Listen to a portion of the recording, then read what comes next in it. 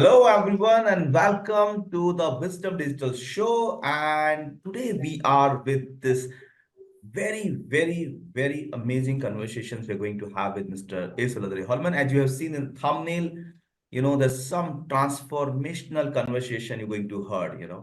So stay tuned till last because going to this. First of all, let me welcome Mr. A.Selvadurai Hallman. Sir, thank you so much for being with us again on the show. It's always delight to have conversation with you. Morning and thanks, Prapuran. It's a pleasure always talking to you. Thank you, sir. First of all, I would, our audience definitely would like to know more about your view and how you see the Sanatana Dharma and what's your view on Hinduism. Let me first start with a quote from Swami Vivekananda. The old religion says that one who does not believe in God is an atheist, while the new religion says one who does not believe in oneself is an atheist. Oh, wow. Right? I Wow. quote, I quote Swamiji, what we want is muscles of iron and nerves of steel. We have wept long enough. No more weeping, but stand on your feet and be men. It is a man-making religion that we want. It is man-making theories that we want. It is man-making education all around that we want. And here is the test of truth. Anything that makes you weak physically, intellectually, and spiritually, reject as poison. Amazing. Right? Sanatana Dharma is a Mm. way of life. In fact, my respect for Prime Minister Narendra Modi ji Mm-hmm. became boundless because of Sanatana Dharma. The man is actually a practitioner of Sanatana Dharma. He doesn't preach Sanatana Dharma, he practices Sanatana Dharma in his own life.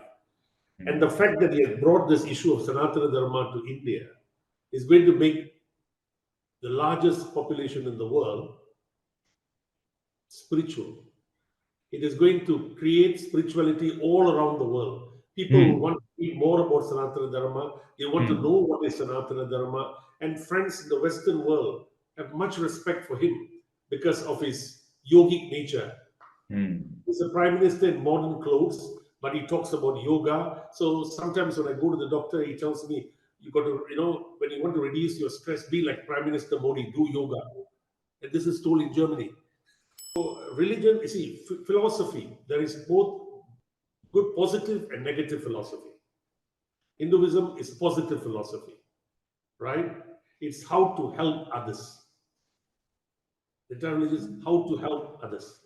Yeah, that's so true. That's so true. Thank you so much, sir. So, when this that's so beautifully you have shared your view on Sanatan Dharma. So, what are the events, sir? What are the events happen in your life that have that have shifted you? I was very ambitious from very young, Hmm. right? I said I have to build up my career, I have to do well in life, and materialism is very important. That was up till 25, 30 years old, right? I to do my MBA. As I told you, I became a fellow of the Chartered Institute, the youngest Chartered Institute of Secretaries, was the youngest fellow to become Chartered Institute of Corporate. So all that impressed me. All that Hmm. made me feel it's good. This is life. Hmm. And then I became a board member of a German steel company at 34, with the Hmm. youngest. And then I said I took over a steel plant of Sari. I mean, so many things happen in my corporate world, which I found it was very interesting. And this is life. Hmm. You're doing well in life. You're staying in Taj hotels. You're staying in the suite. You're lived in castles. I was living Hmm. in a castle in Germany, in Oh. Scotland, with the princessin who was a board member, who was the owner of the steel mill and my co-managing director. So all this was impressive.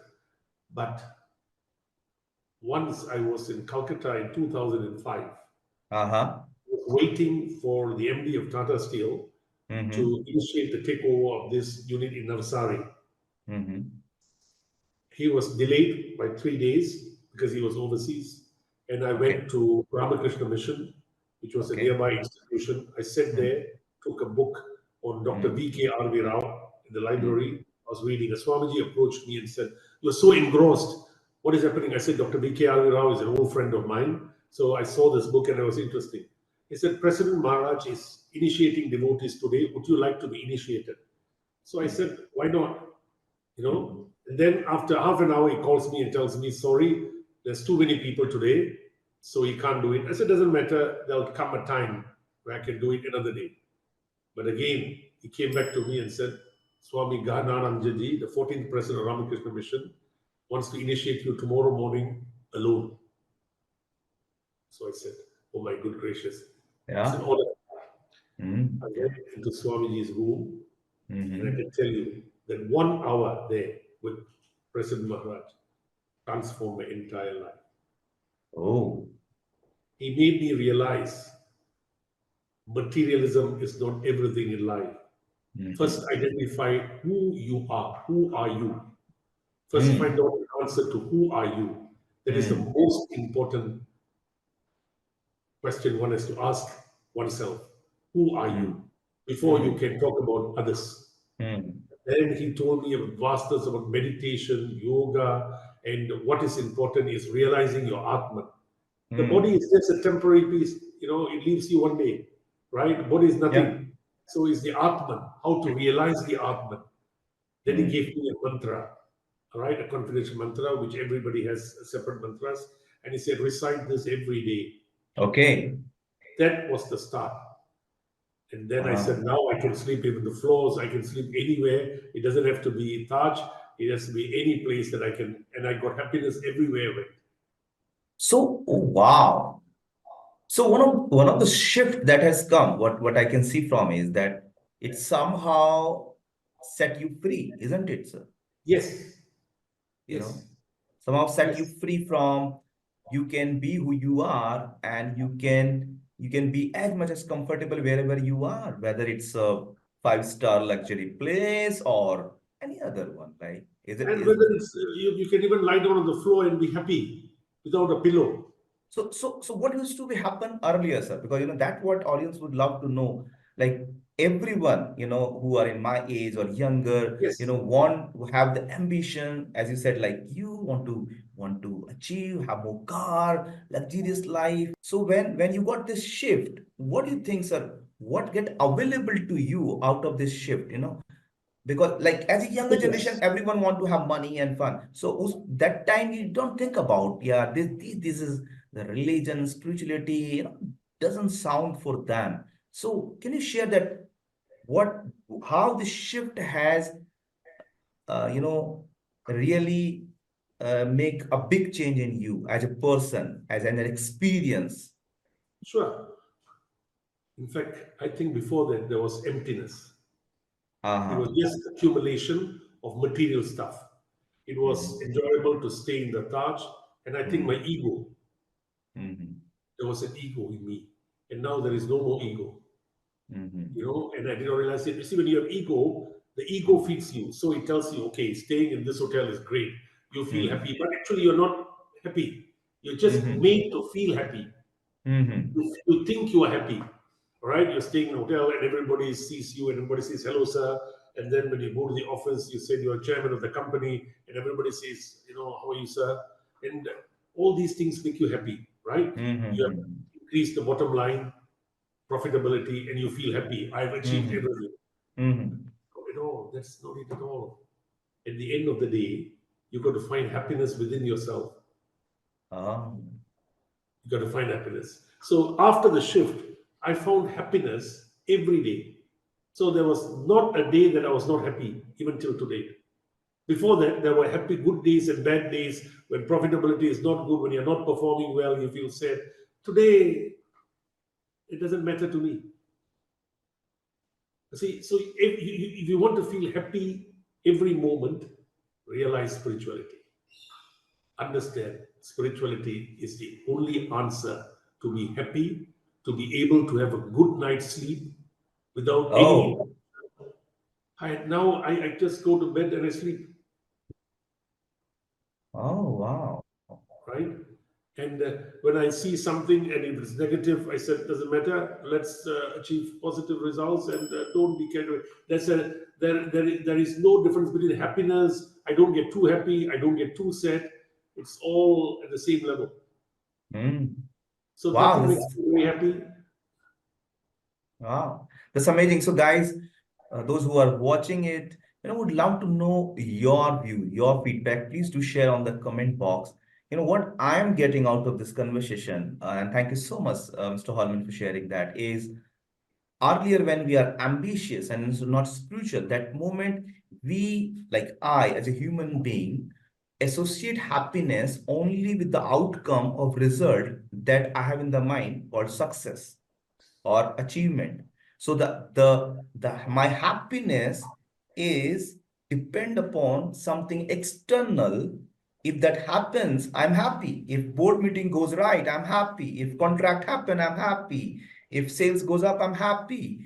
The moment these things are not happening, I am not in a state of happiness. Maybe I'm in a state of something else, which is misery, which is anxiety, which is not, just something else. But once you experience the nectar of spirituality, what I'm getting is from your conversation is that every moment is a moment of happiness without attachment of the result what you're going to have.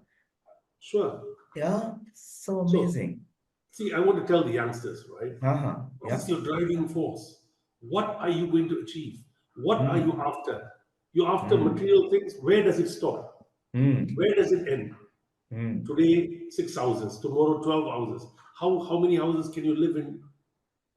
You can only live Hmm. within one, right? Hmm. So, does accumulation make you happy? It is just Hmm. pure accumulation of material things doesn't make you happy at all. You think you are happy, but you're never happy because you still want one more, and then you still want one more. Hmm. You Hmm. know. Hmm. Hmm. So first find happiness within yourself, and to achieve that, and to Hmm. know the priorities in life in Hmm. order. Hmm. Everybody has priorities, right? You must know what Correct. are your priorities in order. To do that, Correct. spirituality comes in.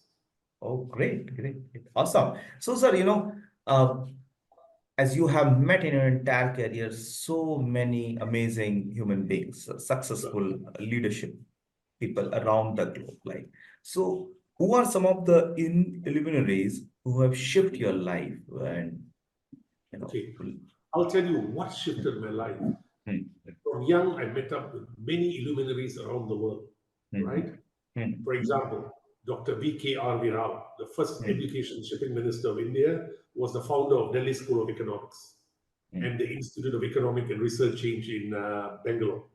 hmm, Professor Rao named the auditoriums in Delhi School and Institute of Economic as Vivekananda Auditorium and Ramakrishna Auditorium.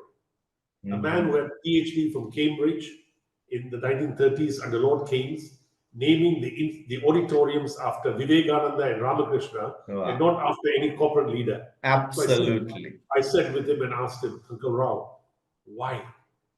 He told me, I consider Vivekananda a more brilliant scholar than any of these academic scholars. Mhm. I've learned much from Vivekananda's literature than any economics text. Wow. Right. For example, Dr. K.T. Lee of Taiwan. Hmm, Dr. K.T. Lee was the founder of semiconductor industry in Taiwan, father of hmm, Taiwan economics, and is called hmm. the godfather of Taiwan's technology, was finance minister.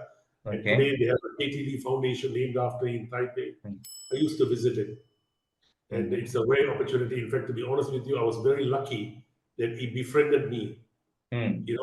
when I was young. And when you look at K.T. Lee and his wife, they were Christians, right? Uh-huh. Hmm, And despite being economic advisor, hmm, despite being the architect of modern Taiwan, he hmm, lived a very frugal life. If you look hmm, at the house today, which has turned into a museum, hmm, you can see how he lived.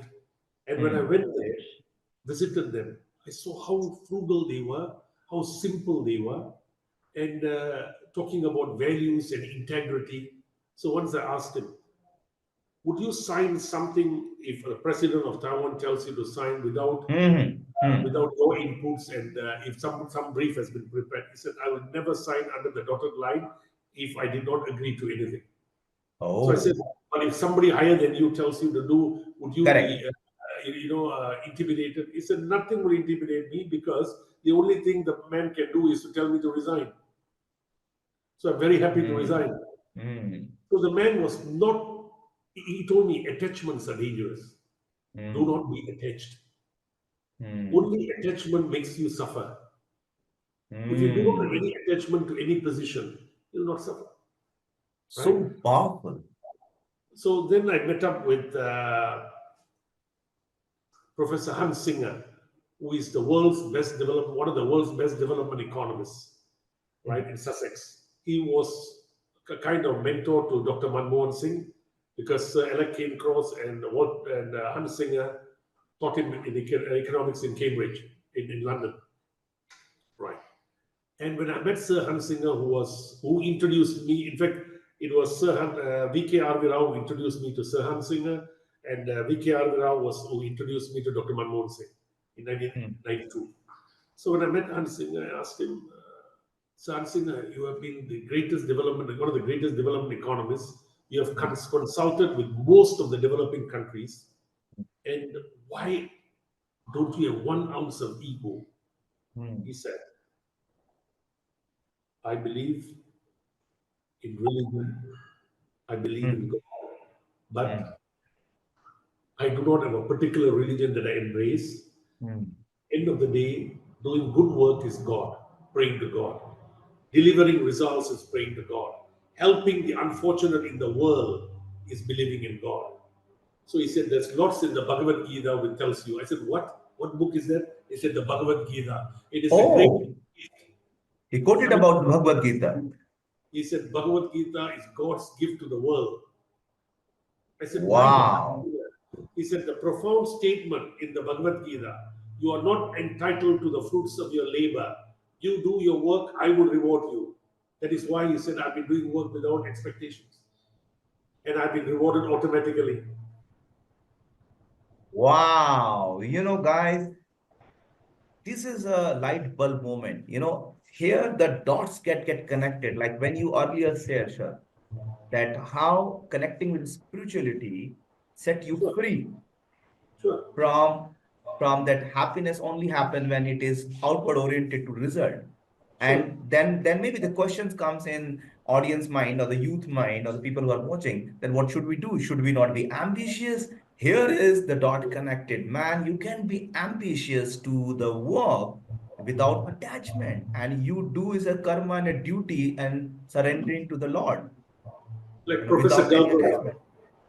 Professor Galbraith, the US ambassador to India, when he went back, he said,